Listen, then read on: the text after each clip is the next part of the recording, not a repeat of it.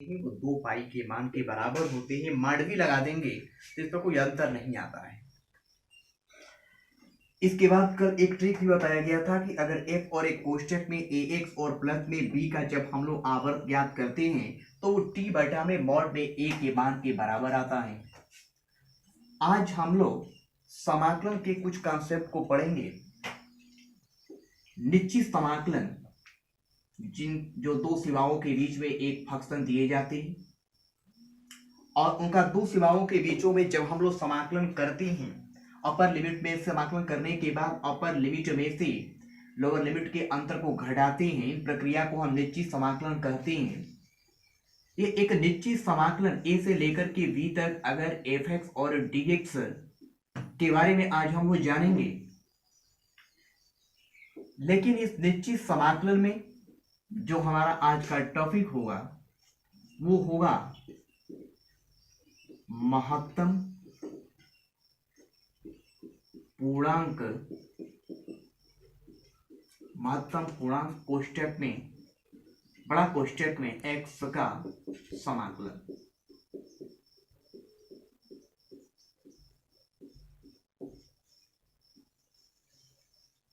आज हम लोग जानेंगे कि कैसे हम महत्तम पूर्णांक का समाकलन करते हैं। ग्रेटेस्ट इंटीग्रल x का इंटीग्रेट कैसे किया जाता है, यानी महत्तम पूर्णांक। और एक बड़ा कोष्टक जो होता है वो कोई मामूली कोष्टक नहीं होता, बल्कि जो ये बड़ा कोष्टक होता है इसको हम महत्तम पूर्णांक फलन कहते हैं, यानी इसको हम ग्रेटेस्ट इंटीग्रल फंक्शन बोलते हैं। ग्रेटेस्ट इंटीग्रल फंक्शन का समाकलन कैसे किया जाता है इसके बारे में हम लोग पढ़ेंगे। ऐसे हम लोग ये जानते हैं कि x का जो अवकलन होता है 1 होता है, लेकिन अगर इसी को हम बड़ा कोष्टक में लिख दें तो इसका अब अवकलन 1 ना होकर के 0 हो जाता है। ये आप जानेंगे कि अगर आपको x का समाकलन करना है तो x का समाकलन आप जानेंगे कि x² 2 होगा, लेकिन इसका समाकलन आलोक सिंह अभी अभी ज्वाइन हुए हैं, वो अपना ऑडियो चालू नहीं किया, उनको सुनाई भी नहीं दे रहा होगा। हाँ, उनको बोल दीजिएगा अपना ऑडियो चालू कर ले। आलोक सिंह को, आलोक सिंह अपने ऑडियो को आप अनम्यूट कर दीजिए, ऑडियो को अनम्यूट कर दीजिए आलोक सिंह। ये ग्रेटेड इंटीग्रल x का जब हम लोग समाकलन करते हैं तो वास्तव में ये x² बटा में 2 आना चाहिए, लेकिन ये x² 2 नहीं आता है, ये आ जाता है x और ग्रेटेड इंटीग्रल x। ये सब चीजों से ये थोड़ा अलग है ग्रेटेड इंटीग्रल फलन। तो आज हम लोग ग्रेटेड इंटीग्रल फलनों का समाकलन करना जानेंगे। इसका समाकलन कैसे करते हैं, जैसे मान लो कि एक प्रश्न दिया गया है, इंटीग्रेट है और माइनस में 1 से लेकर के 1 तक है और ग्रेटेड इंटीग्रल में x का हमको करना है समाकलन -1 से लेकर के 1 तक, और बड़ा कोष्टक में x का हम समाकलन करना चाहते हैं। अगर मान लो कि आप इसके बारे में जानकारी नहीं होंगी तो x का समाकलन आप x² 2 लिख देंगे और -1 से लेकर के 1 तक कर लेंगे, गलत हो जाएगा। इसके बारे में आपको जानना है कि अगर ये बड़ा कोष्टक में आ गया तो ये बड़ा कोष्टक कोई मामूली कोष्टक नहीं होता, बल्कि बड़ा कोष्टक ग्रेटेड इंटीग्रल फंक्शन होता है। बड़ा कोष्टक को हम ग्रेटेड इंटीग्रल फंक्शन बोलते हैं, और जब बड़ा कोष्टक को हम ग्रेटेड इंटीग्रल फंक्शन बोलते हैं तो इसका समाकलन करने का नियम यह होता है कि जैसे ही बड़ा कोष्टक में आपको समाकलन करने के लिए दिए जाएं, आप संख्या रेखा पर चले जाते हैं। संख्या रेखा पर मान लो कि यहां पर 0 होगा। आप यह देखेंगे कि किधर 0 के किधर लोअर लिमिट होगा और 0 के किधर अपर लिमिट होगा। सबसे पहले आप लोग 0 पर जाएंगे और ये देखेंगे किधर लोअर लिमिट होगा या किधर अपर लिमिट होगा, या यह कहिए कि निम्न सीमा और उच्च सीमा को पहले लिखेंगे और ये देखेंगे कि उनके बीच में कई गो पूर्ण अंक मिल रहे हैं। जैसा कि हम लोगों ने -1 और 1 के बीचों में देखा कि केवल और केवल 0 मिल रहा है, इसका मतलब यह हुआ कि इसका समाकलन 2 बार होगा, एक बार माइनस में 1 से लेकर के 0 तक और एक बार 0 से लेकर के 1 तक। लिखेंगे यहां से इंटीग्रल माइनस में 1 से लेकर के 0 तक, फिर यहाँ पर लिखेंगे x इंटू वी डी। फिर लिखेंगे प्लस में इंटीग्रल 0 से लेकर के 1 तक और बड़ा कोष्टक में इंटीग्रेट x इंटू डी। जैसे ही यह देखो कि हमें बड़ा कोष्टक में x का समाकलन करना है, जैसे ही आप लोग ये देखना कि हमें बड़ा कोष्टक x में दो सीमाओं के बीचों में समाकलन करना है, तुरंत निम्न सीमा और उच्च सीमा को लिखिए और निम्न सीमा और उच्च सीमाओं के बीचों में देखिए कि आपको कई को पूर्ण अंक मिल रहा है। जाहिर बात है कि -1 और 1 के बीच में केवल और केवल एक ही पूर्ण अंक मिलेगा 0, और जितना कुल अंक होगा उससे एक कम आपको समाकलन करना होता है। मतलब 3 गो संख्या है, यानी आपका समाकलन 2 बार करना होगा। 1 2 3 4 गो अगर संख्या होता तो आपको समाकलन 3 बार करना पड़ता। फिलहाल 1 2 3 है, यानी 2 बार समाकलन होगा, एक बार -1 से 0 तक और एक बार 0 से लेकर 1 तक।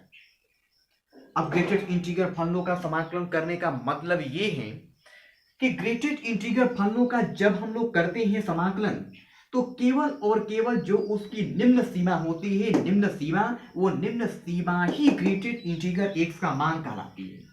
जैसे कि बड़ा कोष्टक में यहाँ पर x है, जब यहाँ पर आप लोग माइनस में 1 रखेंगे, माइनस में 1, तो इसको आप लोगों को याद करना होगा कि बड़ा कोष्टक में अगर p है, p ये नोट कर करके आप लोग लिखेंगे तो उसका मान p होता है। लेकिन बड़ा कोष्टक में अगर p दशमलव q है तो उसका मान p होता है, और बड़ा कोष्टक में अगर -p दशमलव q है तो उसका मान -p -1 होता है। मतलब ये कि बड़ा कोष्टक में अगर 8 होगा तो मान 8 होगा, अगर 8.2 होगा, बड़ा कोष्टक में अगर 8.2 होगा तो केवल 8 होगा। बड़ा कोष्टक में -8.2 होगा तो -8 -1 -9 हो जाएगा। अगर हम पूछें आपसे कि बड़ा कोष्टक में बताओ 4.5 का मान कितना होगा, तो 4.5 यानी p दशमलव q, केवल p, यानी आंसर इसका 4 होगा। बड़ा कोष्टक में अगर पूछे 8 का मान बताओ तो ये p का मान p ही हो जाता है, 8 है तो 8 ही हो जाएगा। लेकिन बड़ा कोष्टक में यही कर दे -3.1 का मान बताओ तो -p -q, यानी -3 -1 -4। ये ग्रेटेड इंटीग्रल फलन का, ये ग्रेटेड इंटीग्रल फलन का जब हम लोग समाकलन करते हैं या इसका मान को ही ज्ञात जब करते हैं तो इन बातों को आपको ध्यान देना होता है। तो ग्रेटेड इंटीग्रल फलन का जो समाकलन होता है वास्तव में वो उनकी निम्न सीमा के मान के बराबर होता है। ये ग्रेटेड इंटीग्रल फलनों का जब समाकलन करते हैं तो वास्तव में इसका जो समाकलन होता है वह उनकी निम्न सीमा के मान के बराबर होता है। मतलब ये कि -1 से लेकर 0 तक जब हम समाकलन करेंगे तो x की जगह पर हम क्या रखेंगे, -1 रखेंगे। x की जगह पर हम लोग -1 रखेंगे। जब x की जगह पर जब हम लोग -1 रखेंगे तो बताया गया अभी कि p का जो मान होता है वो p ही हो जाता है। तो ग्रेटेड निम्न सीमा को ही रखना है, ग्रेटेड इंटीग्रल -1। ग्रेटेड इंटीग्रल जब -1 यहाँ पर होगा, -1, तो -1 का मान -1 होगा, यानी लिखेंगे -1 से 0 तक 1 इंटू dx प्लस में। अब यहाँ पर ग्रेटेड इंटीग्रल फिर निम्न सीमा को जब रखेंगे तो बड़ा कोष्टक में 0 होगा, p का मतलब p ही है, यानी इसका मान 0 हो जाएगा। 0 से लेकर के 1 तक 0 इंटू dx, इसका कोई मतलब नहीं है, इसी का मतलब है केवल 1 से 16 थोड़ा बड़ा बड़ा लिखिए। तो ये एक जो है ये एक का अगर हम लोग समाकलन करें तो ये x होगा, ये माइनस का चिन्ह है, माइनस पे 1 से लेकर के 0 तक यानी माइनस, और एक कोष्टक में 0, फिर माइनस का चिन्ह लगाएंगे, माइनस और माइनस प्लस, यानी आंसर होगा -1। केवल इसकी जानकारी होनी चाहिए, केवल इनकी जानकारी होनी चाहिए। इसकी जानकारी आपको ये होनी चाहिए कि बड़ा कोष्टक में x का समाकलन हम लोग कैसे करते हैं। जैसे ही आप लोग बड़ा कोष्टक देखिएगा, जैसे बड़ा कोष्टक में x का समाकलन करना है तो सबसे पहला काम आपका यही होगा कि निम्न सीमा और उच्च सीमाओं के बीच में आप यह देख लीजिए कि कौन कितने पूर्ण अंक हैं। जैसे -1 और 1 के बीच में केवल और केवल हमें 0 ही मिलेगा, इसका मतलब इसका समाकलन 2 बार होगा, एक बार -1 से लेकर 0 तक, एक बार 0 से लेकर के 1 तक। फिर ये भी बता दिया गया कि केवल और केवल निम्न सीमा से आपको मतलब है, ये उच्च सीमा से कोई मतलब नहीं होता है। निम्न सीमा को इसमें रख कर देखो कि इसका मान कितना आ रहा है, और उसको इसकी सहायता से आप लोग देखेंगे। ग्रेटेड इंटीग्रल p का मान p दशमलव q, p -p दशमलव q -p -q होती है। तो यहां पर सबसे पहले हम लोगों ने जब माइनस पे 1 को रखा, माइनस पे 1 को, तो उसका मान माइनस 1 ही होगा। माइनस बाहर किए हैं, 1 लिखे हैं, 0 रखेंगे तो 0 हो जाएगा, ये काट दिया गया। माइनस 1 का इंटीग्रेट x -1 से 0 तक कैलकुलेशन करने के बाद -1 आएगा। ये अल्टरनेट चलता है, -1 है तो यहाँ पर फिर 0 होगा, 0 के बाद फिर अब 1 होगा, 2 होगा, 3 होगा। मान लो यहाँ पर 3 होगा तो 3 के बाद 4 होगा, 4 के बाद 5 होगा, 5 के बाद 6 होगा। ये अल्टरनेट चलते रहते हैं। इसी पर अभी हम लोग कुछ एग्जाम्पल करेंगे। दूसरा एग्जाम्पल ग्रेटेड इंटीजर फॉर्म का हम एक दे रहे हैं। इंटीग्रेट है 2.1 से लेकर के मान लो कि 3.5 तक है, और बड़ा कोष्ठक में x का समाकलन करना हम चाहते हैं। 2.1 से लेकर के 3.5 तक बड़ा कोष्ठक में x का समाकलन करना है। अभी बताया जा चुका है कि सबसे पहला कार्य आपका यह होगा कि आप संख्या रेखा पर जाइए और संख्या रेखा पर जाकर के ये देखिए कि लोअर लिमिट और अपर लिमिट के बीच में कौन कौन पूर्ण अंक मिलते हैं। 2.1 और 3.5 के बीचों में केवल और केवल एक ही पूर्ण अंक होगा, और वो पूर्ण अंक का नाम 3 है। 2.1 के बाद 2.2, 2.3, 2.4 ये सब आएंगे, लेकिन ये सब पूर्ण अंक नहीं है। 2.1 से लेकर के और 3.5 के बीचों में, 2.1 और 3.5 के बीचों में केवल और केवल एक पूर्ण अंक मिलेगा, और वो पूर्ण 3 होगा। 3 बार है, 1 2 3, 3 बार है। इसका मतलब यह हुआ कि इसका समाकलन 2 बार करना पड़ेगा। कहां से कहां तक? 2.1 से एक बार 3 तक, और एक बार 3 से लेकर 3.5 तक। करिए समाकलन।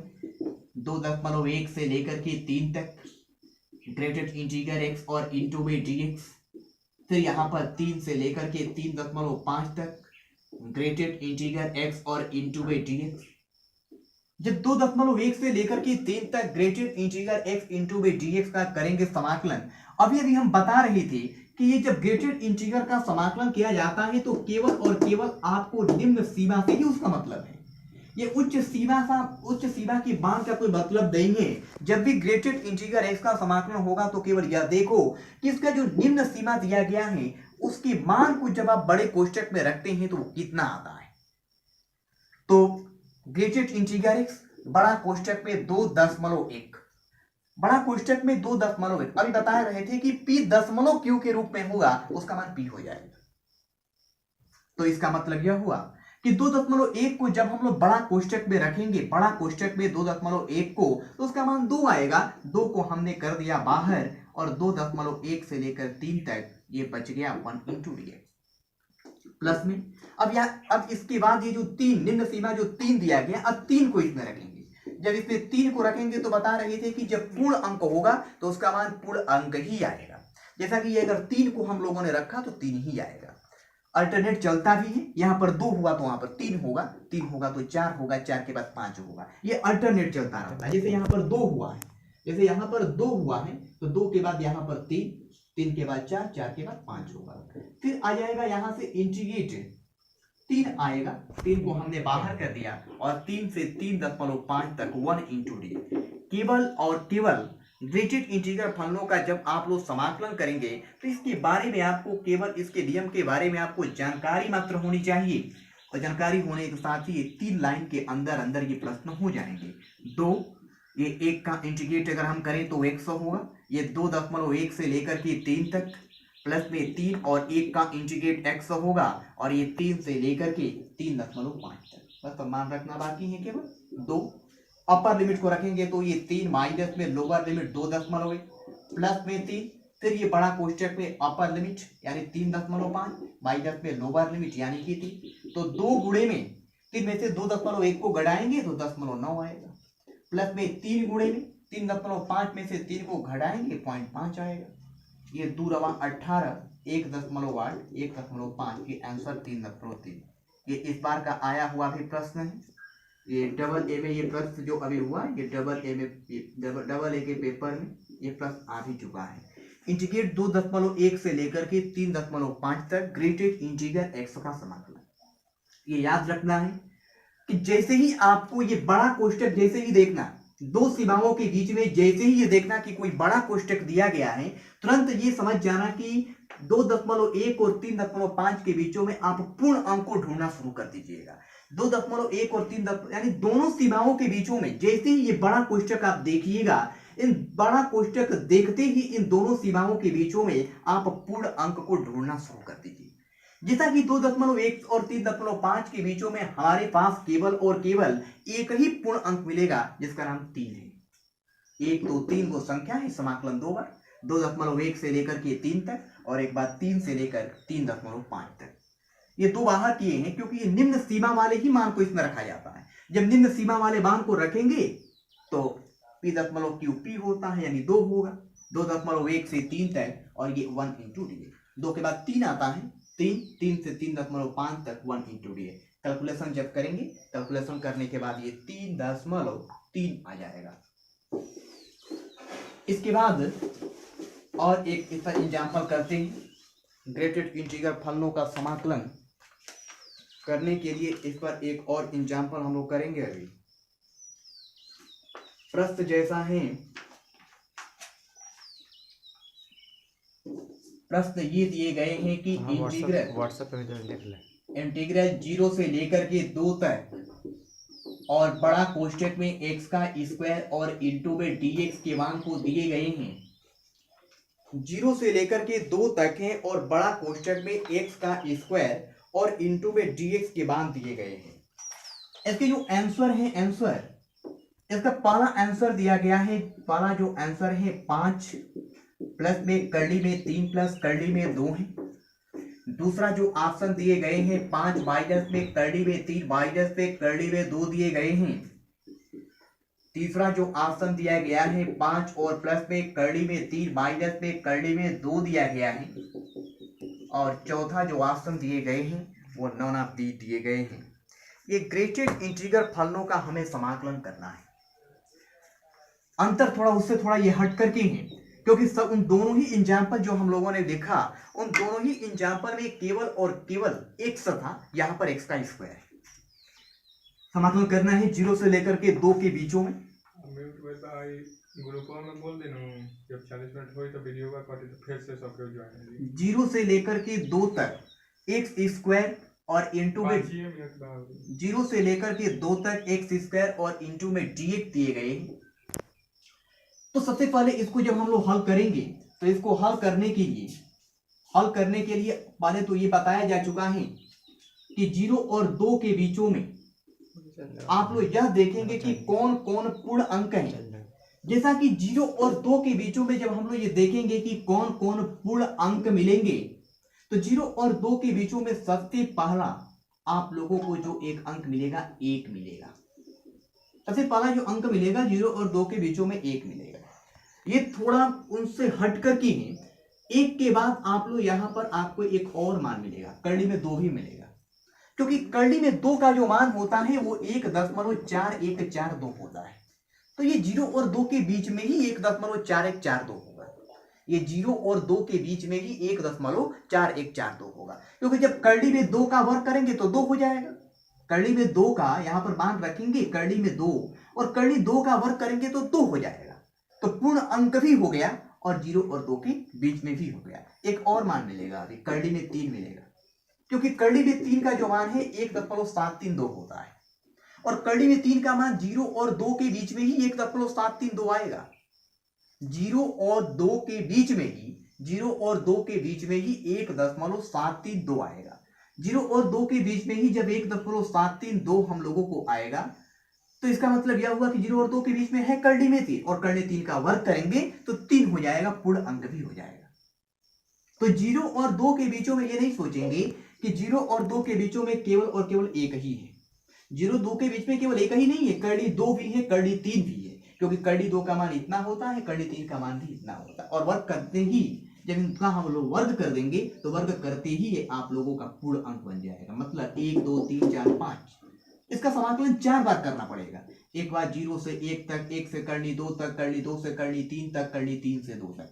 लिखेंगे इंटीग्रल 0 से लेकर के 1 तक x स्क्वायर इंटू में dx, 1 से कर्ली में 2 तक x स्क्वायर इंटू में dx, कर्ली में 2 से कर्ली में 3 तक x स्क्वायर इंटू dx और कर्ली में 3 से लेकर के 2 तक x स्क्वायर इंटू में dx।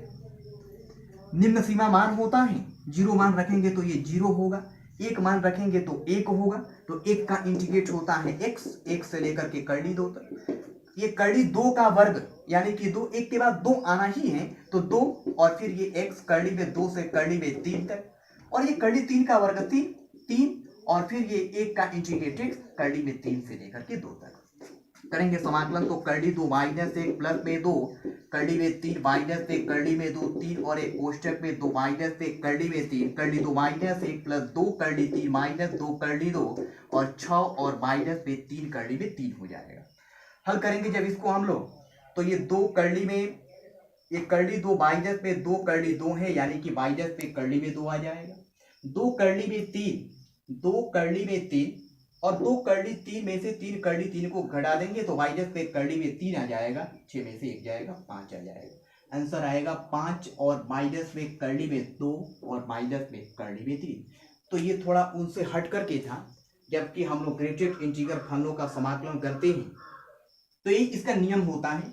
जब भी ग्रेटेड इंटीग्रल फलनों का हम लोग समाकलन करते हैं तो ग्रेटेड इंटीग्रल फलनों का समाकलन करने के लिए सबसे पहला कार्य हम लोगों का यह होता है कि आप लोग यह देखते हैं कि इन दोनों ही सीमाओं के बीच में ग्रेटेड इंटीग्रल फलनों का जब हम लोग समाकलन करते हैं तो सबसे पहला कार्य हम लोगों का यही होता है कि हम लोग ये देखते हैं कि दोनों ही सीमाओं के बीचों में ये जो दोनों सीमा दी गई है जैसे 0 और 2 दोनों ही सीमाओं के बीचों में हम लोगों को यह देखना होता